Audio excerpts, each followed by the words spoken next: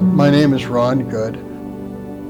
I'm a watch collector and also a watch historian for the Chinese watch industry. I'm a member of the China Watch Overseas Working Committee, and I have an honorary membership in the China Horology Association, which is the Chinese governing body for watch and clock production.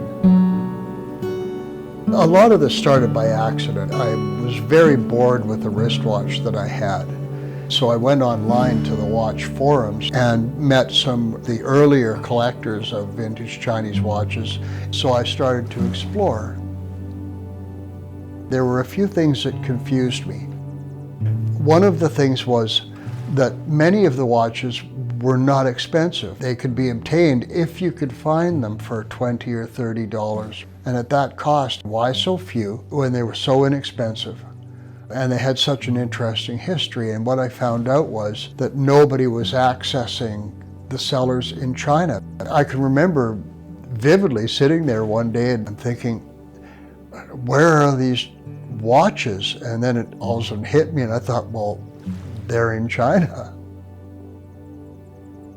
In my first shipment from Marang, I got a Taihang watch by the Shenzhen watch factory. That was a really interesting watch for me, and I have two of them, and they're quite rare. But they mean something to me. They sort of signal my connection with Marang and my first sort of forays into developing the kinds of connections with China that touch my heart. The original reaction from the members on WatchUseek was shock. People had been collecting for quite a long time, and they'd have maybe 5, and I got maybe 5 or 6 on my first shipment. And then within a very short while, I had, at that time, the largest collection of vintage Chinese mechanical watches in the Western world. I achieved that fairly quickly. So now my collection is upwards of 300 watches. So, and trips to China and adventures that I could never have dreamed of. And all because I got curious.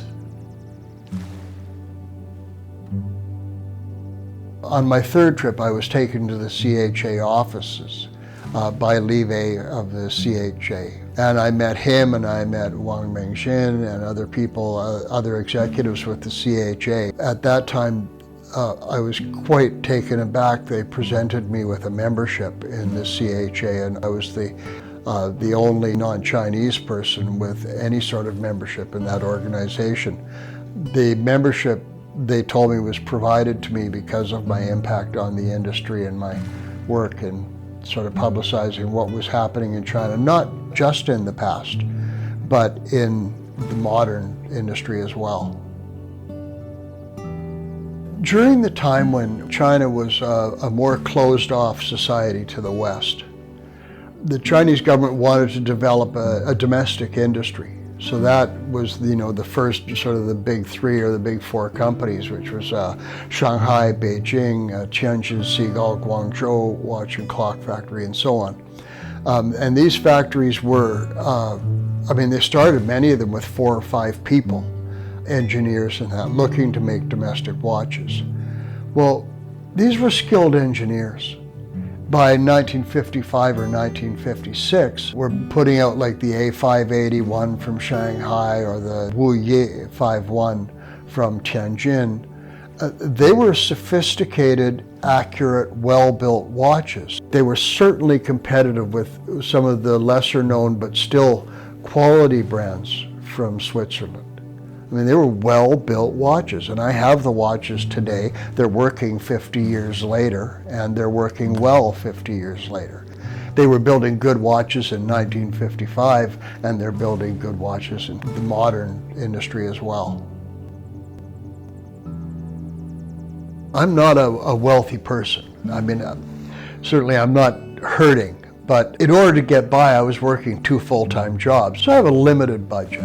When I found the Chinese watches, and some of them were $20 and $30, I thought, if I was to play my cards right, I might be able to build at least a niche collection that had some wider interest and some historical importance on my limited budget.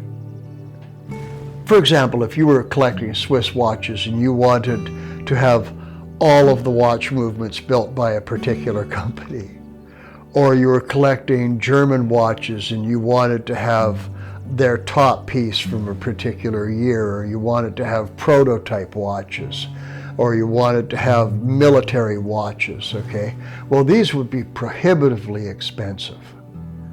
So as my interest and I guess willingness to spend a little more came along, I was able to develop this collection that has military issue watches, tourbillon watches, I have prototype watches, I have commemorative watches.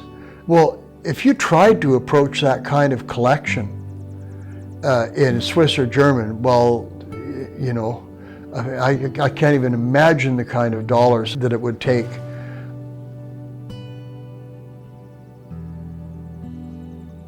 When I think about what keeps me going back to China and keeps me interested in the Chinese watch industry, it's the people that I meet and the openness of these people to share what they know to me. How could you not go back? I've said this a number of times, and it's true. I would rather die in China than die in North America, because China has a huge place in my heart.